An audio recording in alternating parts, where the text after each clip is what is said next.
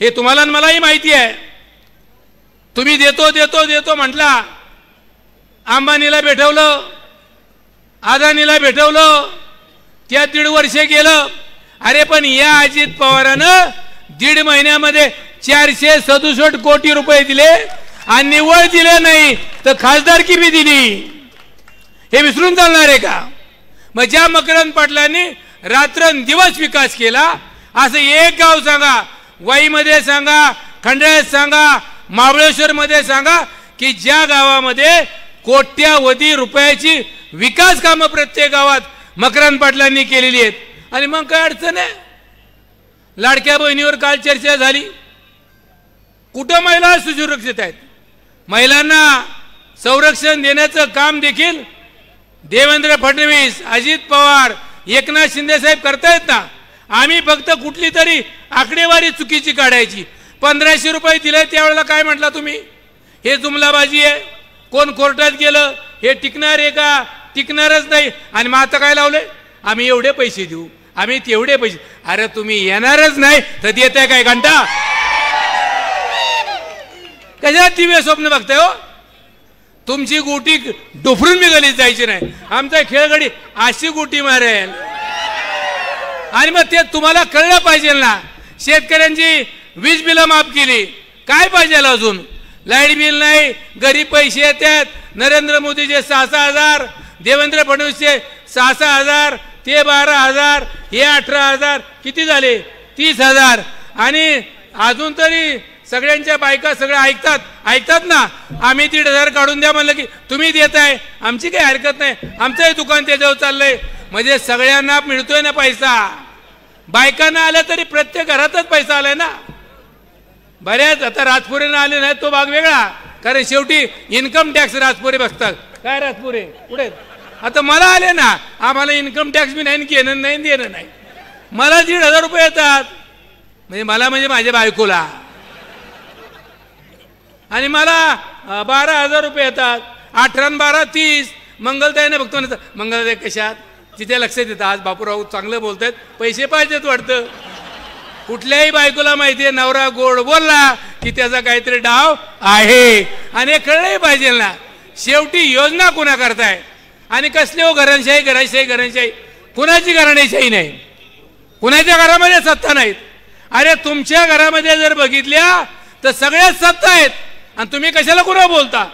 ज्याने बोलायचं ना त्याला पहिल्यांदा आपलं घर बोलायचं बघायचं। मकरंद पाटलांच्याकडे कर्तबगारी आहे 100%। त्यांनी 15 वर्ष, 5 वर्ष, 20 वर्ष आमदार झाले। नितीन काका वडिलांच्या पासून सहकार्यामध्ये काम करतायत, त्यांना कारखाने मिळाला। तुमचं काय दुखतंय? ते खासदार झाले, तुमचं काय दुखतंय? आपल्यापासून दूर गेला की वाईट आहे हो। आणि आपल्या घरात असताना समजा मकरंद पाटील तुमच्यावर असते, आबांसारखा नेता नाहीये। अरे वा, आपला तो बाळ्यान दुसऱ्याच ती कार्ट। अरे तुम्हीच आम्हाला काय म्हटलं होता? ते योग्य आहे का? त्याला काही द्यावं का? त्याला काहीच कळत नाहीये असं तुम्ही आम्हाला सांगता। मग ज्या घरामध्ये कर्तबगारी आहे त्या घराण्याला जर सगळ्या सत्ता मिळाल्या तर तुमचं दुखतंय कुठं? तुमचं जातंय कुठं? आबा काका एकदा असं करावं, सत्ता वाटून बी टाका, मीच मोकळा आहे, मला कुठं राज्यात घेऊन टाका। शेवटी ऐका ना, त्यांनी अनेकांना आमदार केले। सदाशिवराव पोळांना कोणी आमदार केलं? तात्यांनी केलं, हे विसरून नाही चालणार। अनेकांना सत्ता, प्रभाकर गारगेंना बी त्यांनीच केलं। मी झक मारली नसतं मीच झालो असतो, पण मी झक मारली ना। पण आता ते झक मारल्याचं सारखं काढू नका, माझं बघा। आणि मग सत्तेचं विकेंद्रीकरण, सत्तेचं केंद्रीकरण या गोष्टीवर बोलण्यापेक्षा एकच काम करा। निवडणूक टप्प्यात आहे, मकरंद पाटलांचं राजा भाऊंनी सांगितलं एवढं लीड तेवढं लीड। प्रत्येकाने एकच काम करा। मी प्रत्येक भाषणात सांगितलं, प्रत्येक कार्यकर्त्याची घाई असती, मी आबाला दिसलो पाहिजे, आबा आबा आबा, 20 तारखेपर्यंत गावाचा बाबा बाबा बाबा। आता 2 दिवस लगेच नवीन बातमी, हा फुटला तो फुटला। कुणीही फुटत नाही हो, फुटका येतोय फुटायला। आणि जर एखादं फुटलं ना त्याला असा तुडवा की त्याला आबापर्यंत पोहोचलं, असं नाही कोण फुटत हो। राजकारणामध्ये असं कधी होत नाहीये। सकाळी एकीकडे, संध्याकाळी एकीकडे, दुपारी एकीकडे, बिलकुल काय होत नाही। आणि म्हणून करता स्वर्गीय यशवंतराव चव्हाणांचे आपल्यावर उपकार आहेत, या राज्यावर या देशावर उपकार आहेत। कसल त्याची जमीन कायदा कोणी केला? स्वर्गीय यशवंतराव चव्हाण साहेबांनी केला. वाई संस्थांच्या नावावर जमिनी होत्या, या जमिनी तुमच्या नावावर केला. सातबारा तुमच्या मालकीचा केला, तो स्वर्गीय यशवंतराव चव्हाण साहेबांच्या मुळे झाला, हे विसरू नका. चव्हाण साहेब याच मातीतले. महाराष्ट्राचे पहिले मुख्यमंत्री स्वर्गीय यशवंतराव चव्हाण सुद्धा याच मातीतले. आणि जिल्हा परिषद पंचायत समितीच्या ग्रामपंचायतला जन्म देणारा देशातला पहिला देव माणूस कोण असेल ते सुद्धा यशवंतराव चव्हाणच आहेत, हे तुम्हाला विसरून चालणार नाही. मग त्या सातबाऱ्याच्या जमिनी आपल्या नावावर झाल्या. आणि मकरंदाबांनी आमच्या तालुक्यामध्ये नीरा देवघर असेल, दोंबलकवडी असेल, त्याच्या लिफ्ट योजना मंजूर झाल्या. ते पाणी माझ्या तालुक्यामध्ये 3 लाख मेट्रिक टन ऊस कारखान्याला जाण्यासारखं आहे. एवढी ताकद माझ्या तालुक्यामध्ये. वाईमध्ये ऊस आहे 58 किती हो, किती पैसे दिले बुडलेले? 54 कोटी. आला का पैसे बुडवणार सुद्धा मी ज्याशीच भरतोय. म्हणजे ज्याने 54 कोटी बुडवले त्याला घेणं न देणं. आणि या माणसानं 54 कोटी बुडलेले लोकांच्या खात्यावर जमा केले, हा आपला देव माणूस आहे का नाही याचा विचार तुम्ही केला पाहिजे. म्हणून करता या निवडणुकीकडे त्या अर्थाने बघा. अतिशय सोपी निवडणूक आहे.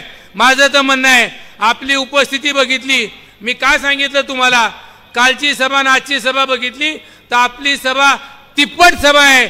मध्ये कुठं गॅप आहे का, जागा आहे का? एवढी प्रचंड ताकद मकरंद पाटलांच्या मध्ये आहे. मकरंद पाटलांच्या प्रेमापुटी माणसं इथं आलेत. आणि म्हणून करता या निवडणुकीला उद्या संध्याकाळी 5 वाजता प्रचार संपतोय. 19 तारीखमध्ये 20 तारखेला कुणी मी ह्या गावाचा आढावा घ्यायला जातो, त्या गावाचा आढावा घ्यायला जातो, कुठेही जाऊ नकोस बाबा. तुझ्या गावातलं मतदान कर, 100% मतदान कर. आणि महिलांना विनंती आहे, तुम्हाला 1,500 रुपये यांनी दिलेत. म्हणजे देवेंद्र फडणवीस, एकनाथ शिंदे, अजित पवार यांनी 48,000 कोटी रुपयाची तरतूद केली. आणि आता 1,500 सरकार आल्यानंतर 2,100 रुपये. आणि या संदर्भातला कायदा करण्याची ताकद कुवत या मंडळींकडे आहे.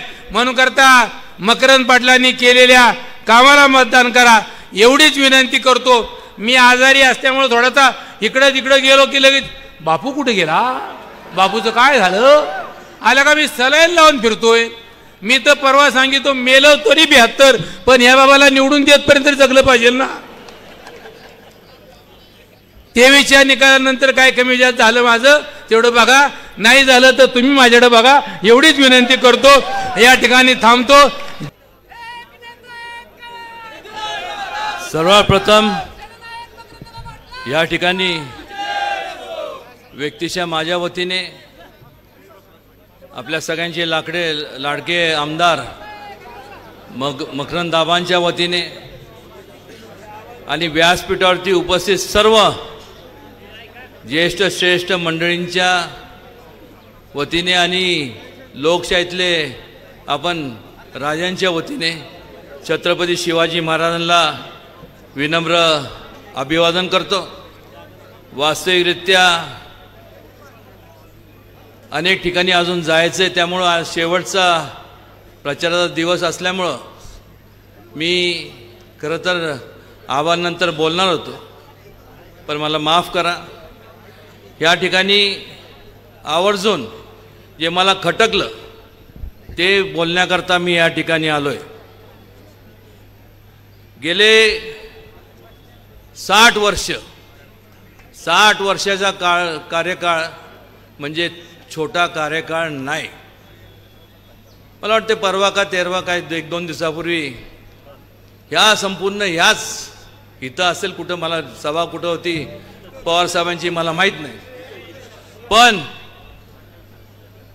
ज्येष्ठत्वाच्या नात्याने आम्ही आपल्या पवारसाहेब आम्ही आपला खूप आदर करतो. पण कधी बोलायचं काय बोलायचं याचा भान सुद्धा आपण ठेवला पाहिजे. कोणीतरी चिठ्ठी पाठवायची आणि सांगायचं काय तर गद्दार काय, तर मला ते मला एखाद्याने सोशल मीडियावर दाखवलं, हे मला खटकलं की काय करा, मकरंद आम्हाला पाडा पाडा पाडा. वाह, का का पाडा? जो माणूस तुमच्याकरता आयुष्य वेचतो, संपूर्ण सकाळपर्यंत संध्याकाळपर्यंत संपूर्ण राबतो, प्रत्येकाच्या अडीअडचणीला धावून जातो, असा माझा मित्र मकरंद आबा, ह्याला तुम्ही गद्दार म्हणता. वा, मग मला सांगा, तर मकरंद आबांनी चूक काय केली? तुम्ही सर्वांनी त्यांना आशीर्वाद दिले. तुमचे आशीर्वादला पात्र ठरण्याकरता, तुमचं हित जोपासण्याकरता, जर प्रगतीच्या मार्गाने त्यांनी जर पाऊल उचललं, जसं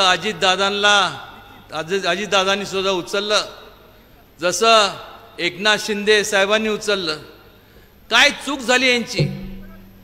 मग एकच गद्दार. आज प्रगतीचं जर काम लोकांपर्यंत पोचवलं गेलं नाही, लोकांच्या अडचणी सोडवल्या नाही, तर तुम्हीच लोक परत आव्हानला विचारणार की तुम्ही आमच्यासाठी केलं काय? केलं तर भरपूर आहे, पण हे का जमलं?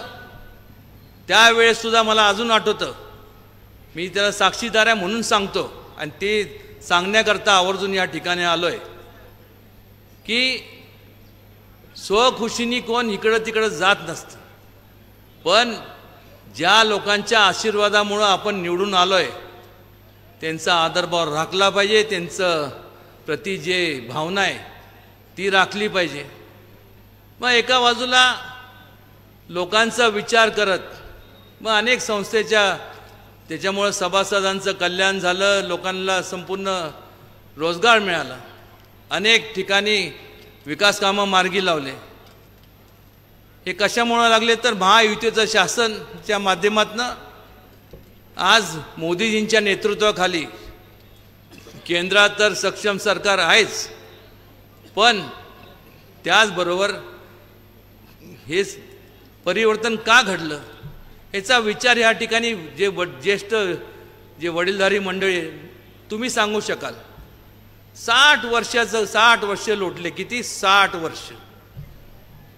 60 वर्ष काँग्रेस पक्षाने, आणि त्यावेळेस सुद्धा पवार साहेब तुम्ही सुद्धा त्या पक्षात होता.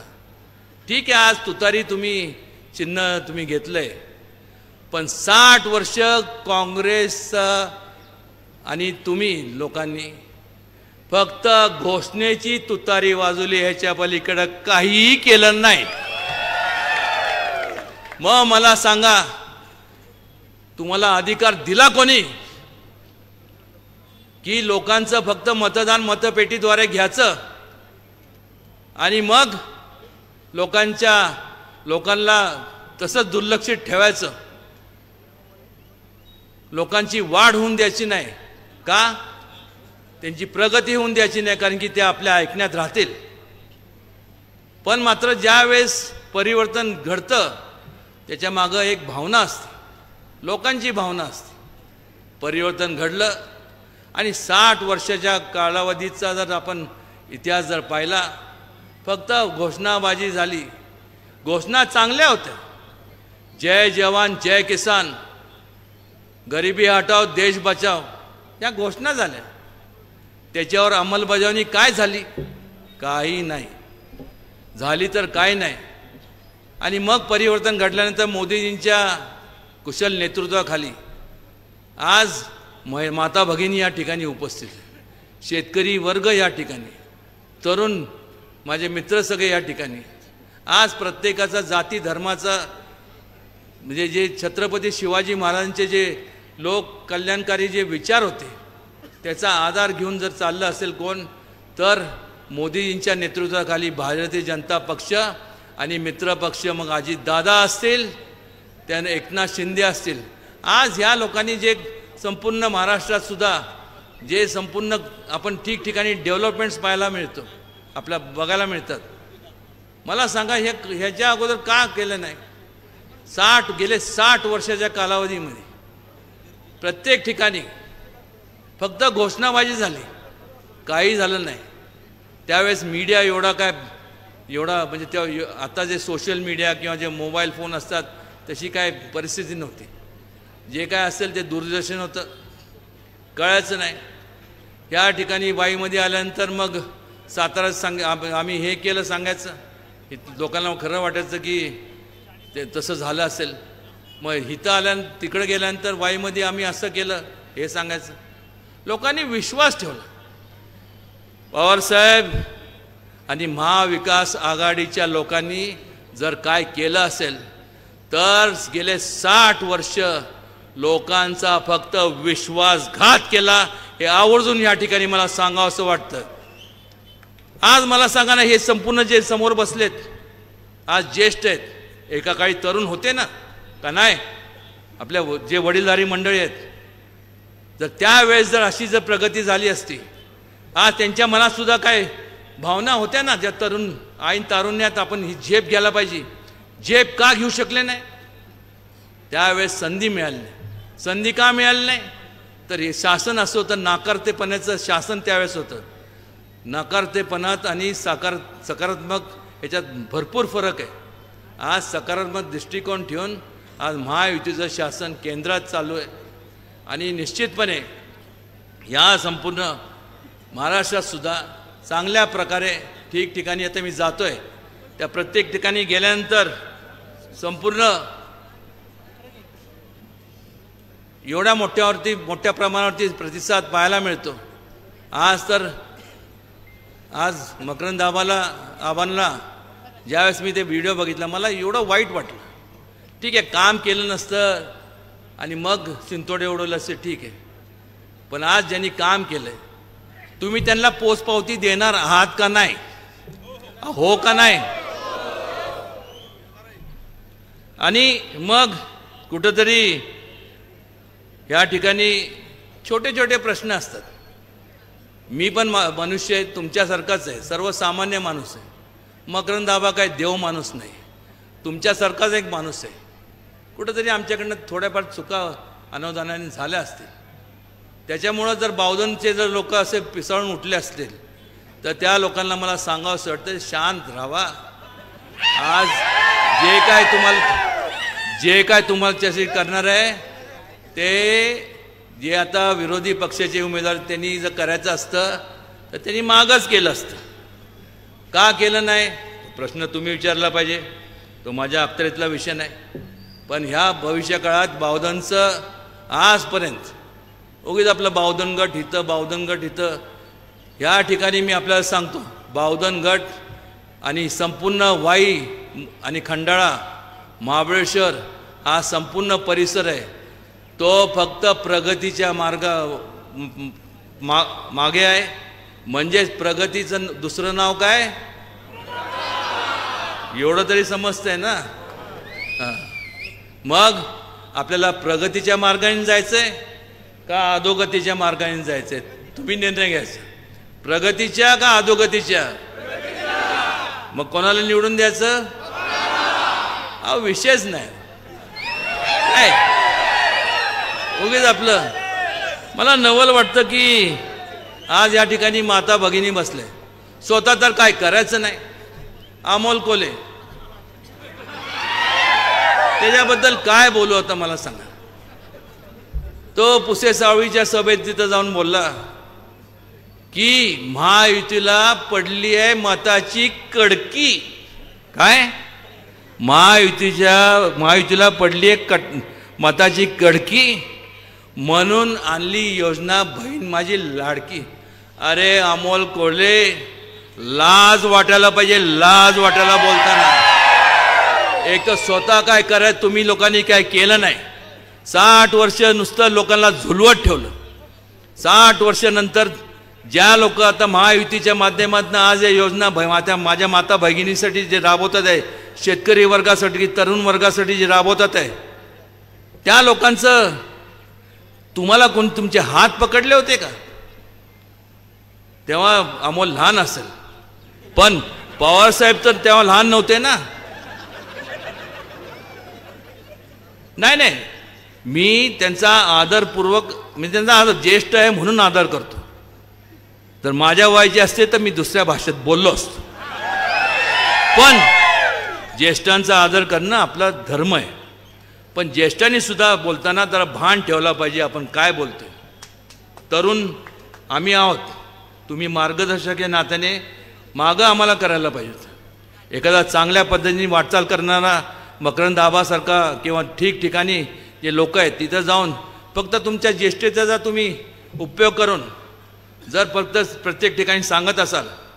मला या ठिकाणी तुम्हाला सगळ्यांना विचारायचं, पवारसाहेब आता किती वर्ष, काय किती 4 टर्म 5 टर्म तरी मुख्यमंत्री होते.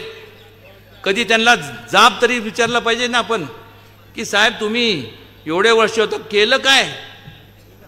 आणि मग आत्ताच्या काळामध्ये ज्या योजना राबवल्या जातात ह्या तुम्ही का केल्या नाही. कुठंतरी हे माझं तर ओपन चॅलेंज आहे. मी कोणाला घाबरत नाही आणि घाबरायचं कारण नाही. कारण एक लक्षात घ्या, माझी जी बांधिलकी आहे तीच मकरंद आबाची आणि तीच व्यासपीठावरती सगळ्या मान्यवरांची बांधिलकी आहे. आमची बांधिलकी फक्त लोकांची सेवा म्हणजे तुमच्या सेवा करण्याची आमची बांधिलकी. आम्हाला ह्याच्या पलीकडे काही समजत नाही. आणि तुमच्या सेवा करण्याच्या ह्याच्यात जर कोण आड येत असेल तर वाटेल त्या परिस्थितीत कोणीही असू दे, कोणीही, मला नवल वाटतं आज छत्रपती शिवाजी महाराजांचं नाव घेतं ह्या काँग्रेसनी किंवा ह्या बाकीच्यांनी. आज किती महाराजांचे लोककल्याणकाराचे जे काही योजना होत्या किती अंमलात आणल्या. मग तिथं उद्धव ठाकरे असतील, त्याचबरोबर काँग्रेस पवारसाहेब असतील, किती आणल्या हो तुम्ही. जर छत्रपती शिवाजी महाराजांना अभिप्रेत असणाऱ्या लोकांच्या कल्याणाच्या ज्या योजना जर कोणी राबवल्या असतील तर फक्त भारतीय जनता पक्ष आणि महायुतीच्या माध्यमातून राबवल्या गेल्या. हे वस्तुस्थिती आहे, नाकारता येणार नाही. आणि मग ज्या वेळेस आपला स्वतःचा कुठलाही विषय राहत नाही, स्वतःचा नाकारतेपणा लोकांसमोर जात असताना नाकारतेपणा दडवण्याकरता मग काय उरतं आपल्या हातात. तर मग एकच उरतं की दुसऱ्यावरती टीका करा. हे त्याला कमी लेखा. आज मला सांगा की आज मकरंद आबा माझा मित्र म्हणून नाही, पण खऱ्या अर्थाने सांगा, आबा त्यांच्या ह्या संपूर्ण कारकिर्दीमध्ये तुमच्या सेवेत कुठं कमी पडला का. मला सांगा ना. उलट मी तर म्हणतोय की त्यांना अजून घरातनं बाहेर तडीपार कसं केलं नाही. सगळी तुमच्या सेवेशी एवढा वेळ घालवतात की घरातल्या लोकांना वेळ देता येत नाही. पण ते जर जाऊन द्या. पण हे कसं आहे की हे सगळ्यांना तुम्ही म्हणजे मी खासदार या नात्याने किंवा मकरंद आबा आमदार या नात्याने, नितीन काकासुद्धा खासदार आहेत, अनेक जे लोकप्रतिनिधी आम्ही ज्या व्यासपीठावरती स्थानिक स्वराज्याचे सगळे जे लोकप्रतिनिधी आहेत, ह्या लोकांना काय झालं आहे माहिती आहे का. महाविकास आघाडीला त्यांना एक भ्रम निर्माण झाला आहे. आणि अनेक वर्षापासून त्यांना असं वाटतं की माझ्यामुळं आमच्यामुळं हे सर्व जनता आहे. असं नाही. आम्ही जे समजतो, मी असेल, मकरंद आबा किंवा व्यासपीठावरचे सगळे जे मान्यवर आहेत, आमचं विनम्रपणे आम्ही सांगतो, तुमच्यामुळं आम्ही नाही आहेत, आमच्यामुळं तुम्ही नाही आहेत, तुमच्यामुळं आम्ही आहोत एवढं लक्षात घ्या. तुम्ही आहात तर आम्ही आहोत. आणि त्यामुळं 5 वर्षाचा कार्यकाळ हा छोटा कार्यकाळ नाही आहे. एकदा जर माहीत आहे आपल्याला, एकदा वेळ गेली, वेळ चालू असते. आणि वेळ आणि समुद्राच्या लाटा ह्या कोणासाठीही थांबत नाही, कोणासाठी नाही. आणि त्यामुळं विचारपूर्वक आपण संपूर्ण विचार करा. आणि मला खात्री आजची ही तर मी तर म्हणेन की आजची ही सांगता सभा नसून आबांची विजय सभा आहे असं म्हणलं तर काय चुकीचं ठरणार नाही. मनापासून या ठिकाणी हे सांगण्याकरता मी या ठिकाणी आलो. आबांचे कामाचं संपूर्ण वृत्तांत या अगोदरच्या वक्त्यांनी सांगितलं असेल. आबांचं भाषण होणार आहे. बऱ्याच ठिकाणी अजून जायचं आहे, कारण की आज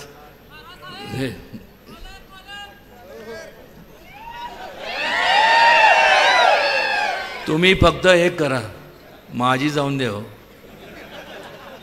आलं का लक्षात? पण ज्यांनी एवढं काम केलं, जो झिजला झटला, त्याची आपण कॉलर टाईट करणार आहोत का नाही? आणि त्याची कॉलर एक सांगतो, एका अटीवरती, फक्त माझी पण अटी असतात. आबा विजय सभेत कॉलर तुम्ही उडवली नाही तर मी येणारच नाही. थोडं प्रॅक्टिस करायला लागेल. मला बोलवा जरा, हे मतदान झाल्यानंतर हे अशी करायची. ही माझी नाही, ही आबांची कॉलर आहे. आणि जी कॉलर टाईट राहिली तर हा संपूर्ण मतदारसंघ टाईट राहणार. आणि एक लक्षात घ्या, जे कोण उमेदवार असतील, लोकशाही आहे, 5 वर्षानंतर निवडणुका अटळ असतात, लोकशाहीतली प्रक्रिया आहे, त्याकडे फारसं लक्ष देऊ नका.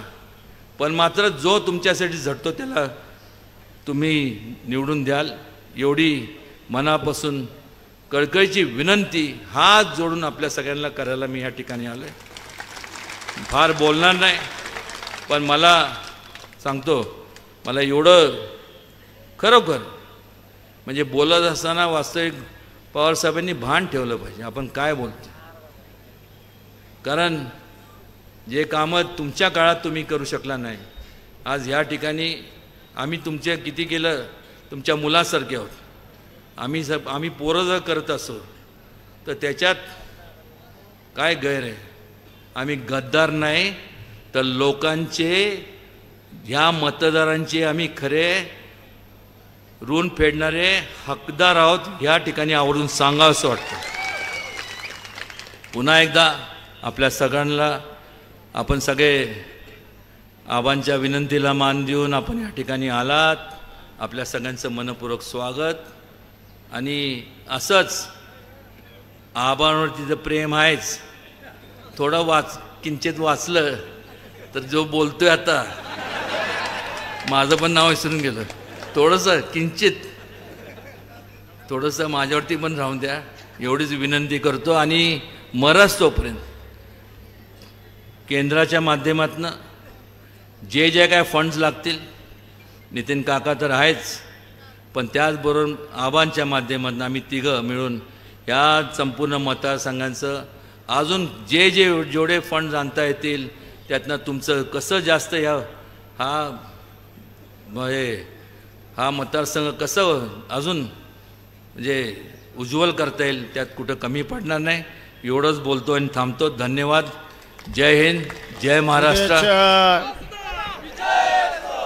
20 तारखेला होऊ घातलेल्या विधानसभेच्या निवडणुकीच्या निमित्तानं जरा शांतता राखा सगळ्यांनी. ज्यांनी आपल्याला मार्गदर्शन केलं ते आपल्या विभागाचे लोकप्रिय खासदार आदरणीय उदयनराजे, दुसरे खासदार नितीन काका, या जिल्ह्याचे ज्येष्ठ नेते बकाजीराव आबा, महाराष्ट्र प्रदेश राष्ट्रवादी काँग्रेसचे सचिव आदरणीय प्रतापराव अण्णा, रिपब्लिकन पार्टीचे पश्चिम महाराष्ट्राचे अध्यक्ष अशोक बापू, सन्माननीय नितीन बापू, दत्ता नाना, बाबूदादा सपकाळ, राजू शेठ राजपुरे, नितीनजी भिलारे,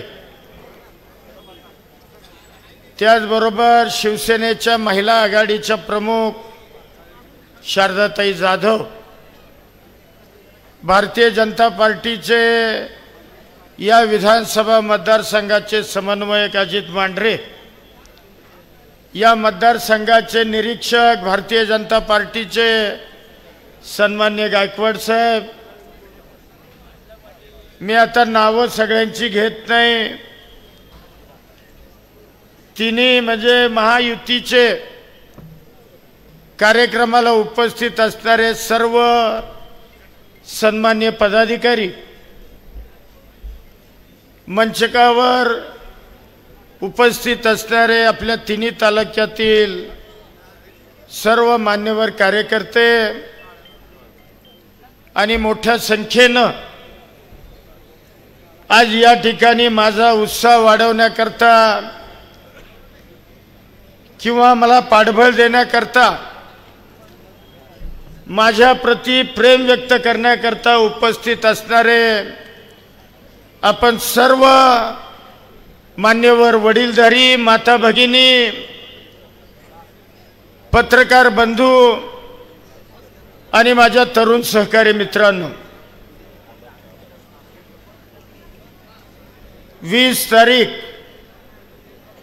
म्हणजे 2 दिवसानंतर आपण सगळेजण आता महाराष्ट्र राज्याच्या विधानसभेच्या निवडणुकीला सामोरं जातोय. गेले 15-20 दिवस प्रत्येक ठिकाणी पोचण्याचा प्रयत्न हा त्या ठिकाणी आपण केलेला आहे. अद्यापही काही गावं काही भाग राहिलाय, तो एवढ्या 2 दिवसामध्ये पूर्ण करण्याचा प्रयत्न मी करणार आहे. परंतु गेले 15 वर्ष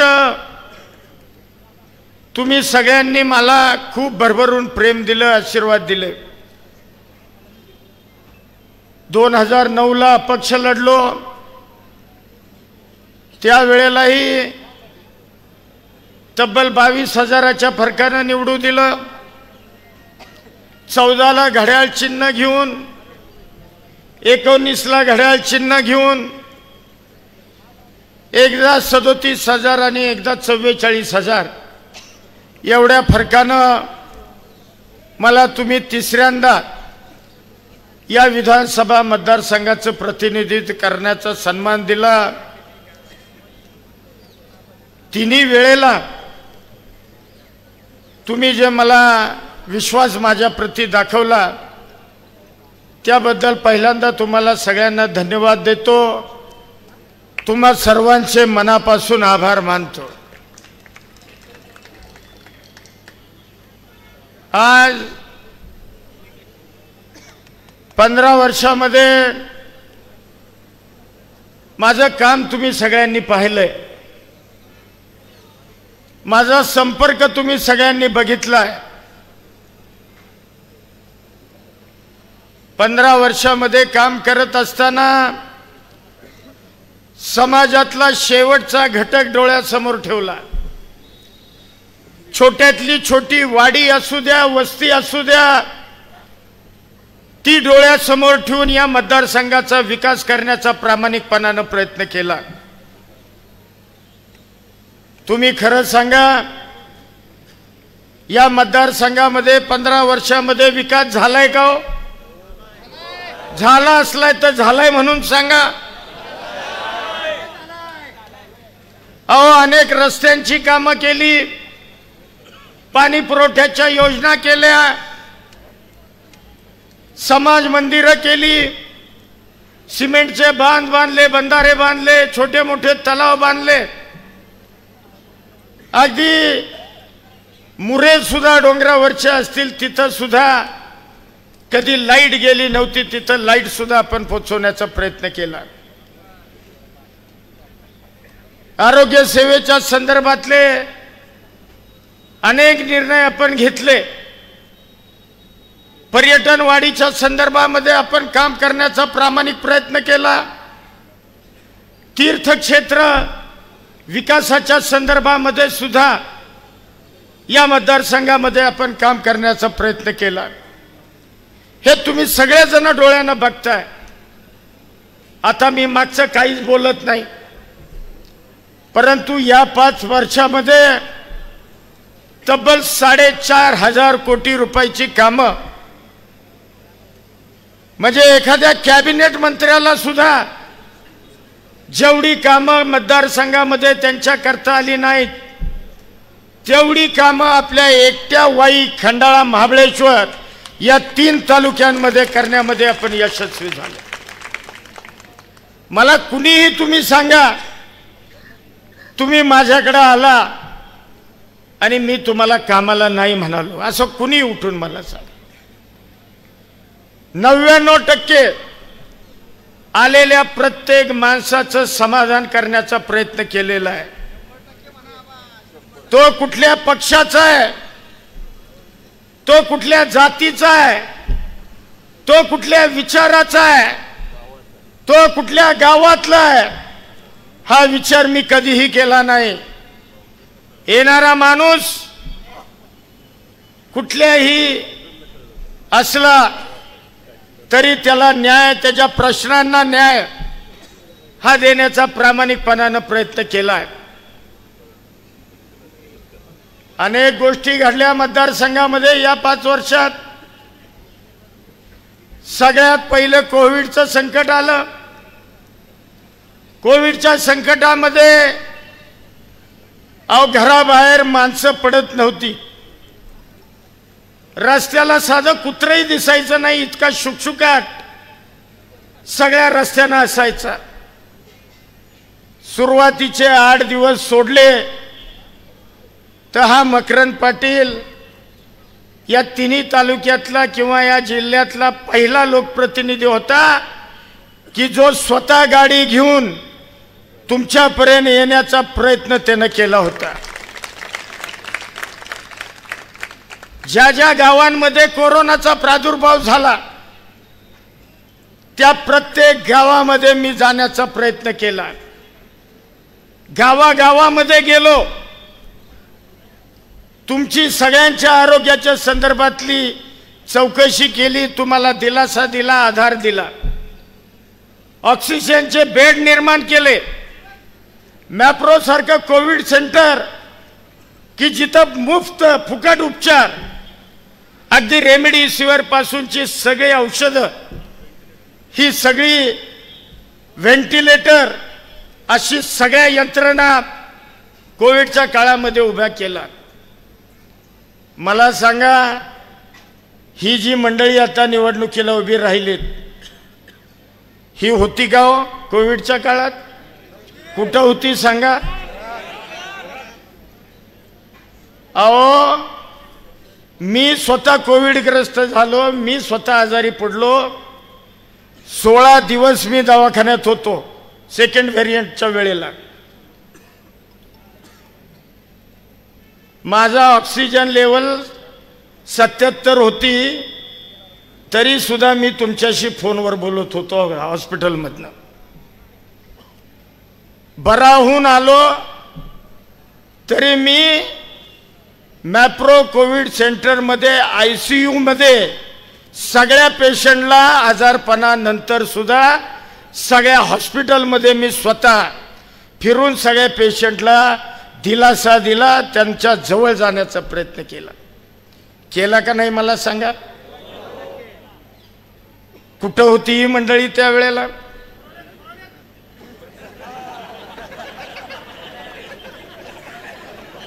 अतिवृष्टीचं संकट आलं. 85 गावं महाबळेश्वरची, या गावांचा संपर्क तुटला होता. कोण होतं महाबळेश्वरला, कोण होतं वाईच्या पश्चिम भागामधल्या 12 गावांचा संपर्क तुटला होता. कुठं होती ही मंडळी त्या वेळेला? माझी 85 गावं महाबळेश्वर पासून संपर्कच तुटला होता. महाबळेश्वरच्या वाई तालुक्यातल्या पश्चिमेच्या 12 गावांचा संपर्क तुटला होता. ज्या देवरुखवाडीचा मगाशी उल्लेख झाला, रात्रभर त्या देवरुखवाडीमध्ये तिथं उभा होतो, चिखलामध्ये पाय रोवून. त्यावेळेला ही मंडळी कुठं होती मला सांगा? अतिवृष्टीमध्ये ना पावसाची, ना वाऱ्याची, ना कशाची तमा आम्ही केली. तुटलेल्या गावांपर्यंत, संपर्क तुटलेल्या गावांपर्यंत, मग कुठं पाण्यातनं, कुठं कोकणातनं, वेगवेगळ्या पद्धतीनं जाऊन 9-10 दिवस मी महाबळेश्वर तालुक्याला मुक्कामी थांबलो होतो. पहिल्या 4 दिवसातच 22 गावं वगळता सगळ्या गावांचा संपर्क सुरू केला. पश्चिम भागाचा सुद्धा वाईच्या ताबडतोब त्या ठिकाणी संपर्क सुरू केला. तिथंही लोकांना आधार दिला, अन्नधान्य पुरवलं, सगळ्या बाबी देण्याचा प्रयत्न केला. तुम्हाला खोटं वाटेल, जे स्वातंत्र्य मिळाल्यापासून जे पूल, जे रस्ते उभे केले गेले होते, हे सगळे पूल रस्ते सगळे तुटले होते. डोंगरच्या डोंगरवरनं सगळे मोठमोठे बोल्डर, मोठमोठी झाडं ही वरनं सगळी वाहून आली. मला सांगायला आज अभिमान, आनंद वाटतो की महाबळेश्वर, एकट्या महाबळेश्वर तालुक्यात अवघ्या 2 वर्षात 400 पूल आपण उभे केले. 400 पूल. वाई तालुक्यामध्ये नवीन 70 पुलाची निर्मिती केली. ज्या मोऱ्यांच्या नळ्यांचे पूल होते त्या नळ्या सगळ्या काढून टाकल्या आणि सगळे बॉक्सेलचे पूल आपण आपल्या मतदारसंघामध्ये या 2 वर्षामध्ये नव्यानं करण्याचा प्रयत्न केला. प्रत्येक वेळेला संकट आलं. मांढरदेवची दुर्घटना तुम्हाला आठवत असेल, आठवती का नाही? 350 लोक मृत्युमुखी पडली होती. दिवस रात्र मी आणि माझे सहकारी, बुवा बरोबर आहे का, तिथं आम्ही न झोपता, मी आमदार सुद्धा नव्हतो, मी आमदार सुद्धा नसताना दिवस रात्र त्या डेड बॉडीज सगळे वडापवाले बोलवले. बिवांना विचारा, बुवांची स्वतःची गाडी होती, सगळ्या वडापच्या गाड्या बोलवल्या. डिझेलची सुद्धा सोय नव्हती सरकारी. दीपक ओसवालांना मी फोन केला, दीपक काय लागल ते डिझेल दे, त्याचे पैसे मी देतो, परंतु ज्या ज्या गावचे व्यक्ती मृत झालेत ह्या मृत व्यक्तींचे मृतदेह हे मग नगर जिल्ह्यामधले लोक होते, पुणे जिल्ह्यातले होते, लांब लांबचे लोक होते, कर्नाटकची मंडळी होती, तिथपर्यंत त्यांचे मृतदेह पोचवण्याचं काम 2 ते 3 रात्र दिवस रात्र उभं राहून आम्ही केलं. ही जी गप्पा मारतात ना आता विरोधक, कुठं होती ही मंडळी हो? कुठं होती? आज मताचा जोगवा मागतायत. एकाला तर त्याला म्हणतो ना हौसच आहे, निवडणूक आली की गडी अर्ज भरतोय. बरं, एका प्रमुख पक्षाचा शिंदे साहेबांचा आमच्या पदाधिकारी, शिंदे साहेबांच्याकडे इकडे पदाधिकारी साहेबांच्याकडे प्रश्न सोडवण्याकरता जातोय आणि इकडे पवार साहेबांनाही भेटतोय, अजितदादांनाही भेटतोय आणि कुणालाही भेटतोय. म्हणजे ना विचार ना पक्ष, परंतु निवडणूक आली की अर्ज बाबानं भरलाच. दुसऱ्यांचं मी काही बोलत नाही, तुम्हाला सगळ्यांना माहिती आहे, त्या विषयाकडे मी जाणार नाही. परंतु आमच्या मांडीला मांडी लावून बसले होते, चिठ्ठ्या देतात गद्दारीच्या. बरोबर बोललाय. अहो, आदल्या दिवशी मांडीला मांडी लावून बसले. प्रत्येक तुम्ही बघितलंय, 7 तारखेला अजितदादांची सभा होती, महिला भगिनी मोठ्या संख्येने होत्या, स्टेजवर होते का नाही, पुढे खुर्ची मांडून होते का नाही? अहो, अजितदादा मला कॅबिनेट मंत्री पद देत होते, नितीन आणि मी होतो. मी 4-2 जणांना आपल्या प्रमुखांना फोन लावला, त्यात त्यांना लावला. म्हणलं काय करायचं? दादा म्हणतायत नाही नाही, म्हणले ताबडतोब मंत्रीपद घ्या. मी घेतलं, कारण हे बघा, मकरंद पाटील जर गद्दार असता, मकरंद पाटलाला जर सत्तेची हवा असती तर पहिल्या दिवशी मी कॅबिनेट मंत्री झालो असतो, लक्षात ठेवा. आमदारांचं स्वप्न असतं मंत्री होणं. महाराष्ट्रातला पहिला आमदार असेल मंत्रीपद नाकारणारा, ते नाकारून मी तुमची मान उंच ठेवण्याचं काम केलेलं आहे, लक्षात ठेवा. आता वाई करता नवीन DPR मी बनवलेला आहे.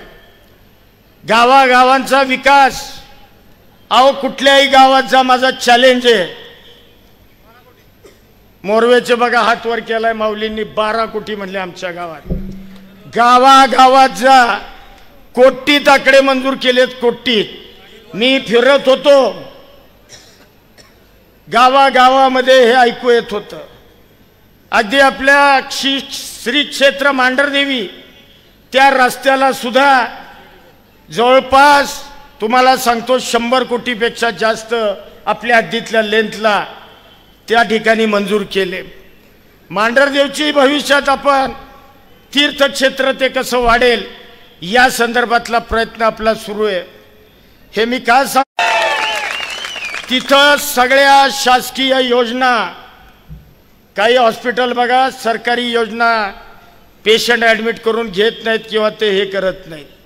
त्या सगळ्या गोरगरिबांना उपचार मिळण्याकरता तात्यांच्या नावानं मी लवकरच तुम्हाला हॉस्पिटल सुरू केलेलं बघायला मिळेल, की जिथं गरीबातल्या गरीब माणसाला त्या हॉस्पिटलमधून चांगल्या पद्धतीचा उपचार मिळेल. सगळी ऑपरेशन्स, सगळ्या गोष्टी तिथं उपलब्ध होतील. कारण आपल्याला महाबळेश्वरवाल्यांनाही पुण्याला जावं लागतं, आपल्याला पुण्याला साताराला जावं लागतं, खंडाळवाल्यांनाही लांब जावं लागतं. या सगळ्या बाबीचा विचार करून भविष्यामध्ये हे सुद्धा काम आपण मार्गी लावण्याचा प्रामाणिकपणानं प्रयत्न करणार आहे. आणि खूप खूप आपल्याला काही गोष्टी करायच्यात. असो, माझी तुम्हाला कळकळीची विनंती आहे, गेले 15 वर्ष तुम्ही सगळेजण मला जवळनं बघताय. मला माज आलाय का हो आमदारकीचा? आहे का माज आहे का? मला मस्ती आहे का सत्तेची? हा, माझ्या भगिनींनी सांगावं, आहे का?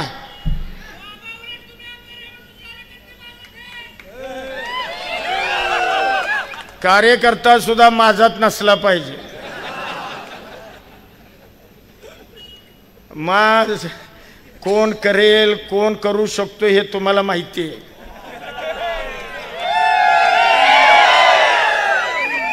मला 15 वर्ष जवळनं बघताय, मी आहे असाच आहे, बदल काही नाही. आणि निश्चितपणानं मला खात्री आहे, कारण मी गावोगावी फिरतोय. इतकी गावं आहेत, जवळपास महाबळेश्वर तालुक्यात 25-30 गावं कमीत कमी निघतील. त्यांनी सांगितलंय, आबा 100% एक मत सुद्धा जाऊ देणार नाही. आता राजू शेठ म्हणले, लिहून ठेवा, आमचं मत मोजून घ्या. वाईज मध्ये सुद्धा तीच परिस्थिती आहे. काल पश्चिम भागामध्ये फिरत होतो, असं एखादही 4-6 घरांची वस्ती किंवा गाव नाही.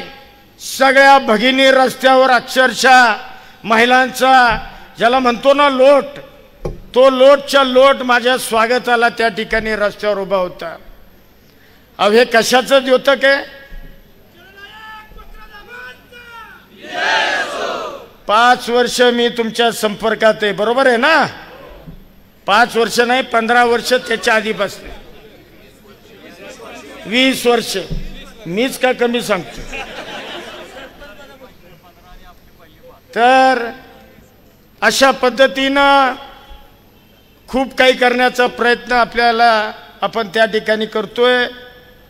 मी महायुतीच्या सगळ्या सहकारी पक्षांनाही धन्यवाद देईन. काही अपवादात्मक माणसं सोडता सगळे आपले मित्रपक्ष हे प्रामाणिकपणानं त्यांचे कार्यकर्ते काम करण्याचा प्रयत्न करतायत. त्यांनाही मी या व्यासपीठावरनं त्यांचेही मनापासून आभार मानतो, त्यांच्या नेत्यांचे आभार मानतो. तुम्ही सगळे, तुम्हालाही मी कळकळीचं सांगतो, नुसतं लाख मतानं म्हणून उपयोग नाही, ते कृतीमध्ये आलं पाहिजे. घराघरामध्ये चुलीपर्यंत तुम्ही गेला पाहिजे. आपलं जे चिन्ह आहे घड्याळ, हे घड्याळाचं चिन्ह मला अद्यापही कळतंय. काही गावांमध्ये कार्यकर्ते अजूनही फिरलेले नाहीत. माझ्याकडे सगळा रिपोर्ट आहे. निवडणुकीत बघून घेईन, नाही तर निवडणूक झाल्यावर प्रेमानं, नाहीतर त्याचा पुन्हा काहीतरी वेगळा हे करते. प्रेमानं बघून घेईन मी तुमच्याकडे. तरी सगळ्यांनी कृपा करा. घर आपलं गाव कुणीही सोडू, घर नाही गाव, गाव कुणीही सोडू नका. जनतेनं आपापली गावं मित्र पक्षांना सोबत घ्या. आपापली गावं व्यवस्थित पहिली सांभाळा. एकही मत इकडं तिकडं जाता कामा नये. जुने काही तुमच्यात वाद आहेत ते वाद मिटवण्याचा प्रयत्न करा आणि एक संघपणानं सगळे उद्याच्या 20 तारखेच्या मतदानाला आपण सगळे सामोरं जाऊया, ही विनंती या निमित्तानं आपल्याला करतो. खरं आजचा दिवस कैलासवासी शिवसेना प्रमुख बाळासाहेब ठाकरे यांच्या पुण्यतिथीचा दिवस आहे. त्यामुळे त्यांच्याही पवित्र स्मृतीस मी विनम्र अशा प्रकारचं अभिवादन करतो. यापेक्षा काही राहिलं असलं तर सांगा, कारण आता आपल्याला तुम्हाला मला व्यवस्थित कामाला लागायचे आणि काहीही करून चांगल्या मताधिक्यानं, कारण मला सवय तुम्ही लावली, बरोबर का? तुम्ही सवय लावली मला सगळ्यांनी. 9 पेक्षा 14ला जा, 14 पेक्षा 19ला जा, आता 24ला किती देणार? तोंडानं नको, हा तोंडानं नको, प्रत्यक्षामध्ये ते जे बॅलेट बॉक्स आहे त्या बॅलेट बॉक्सच्या समोर माझं नाव 2 नंबरला आहे. त्या 2 नंबरच्या नावाच्या पुढं घड्याळ चिन्ह आहे. त्या घड्याळ चिन्हाच्या समोरचं बटन आपण दाबा आणि प्रचंड मताधिक्यानं मला आपण विजयी करावं. जाता जाता एकच सांगतो, सगळ्यांनी कृपा करून आपलं नाव पण 2 नंबरला आहे आणि विजयाची खून सुद्धा हीच आहे. सगळ्यांनी हात वर करा, सगळ्यांनी हात वर करा.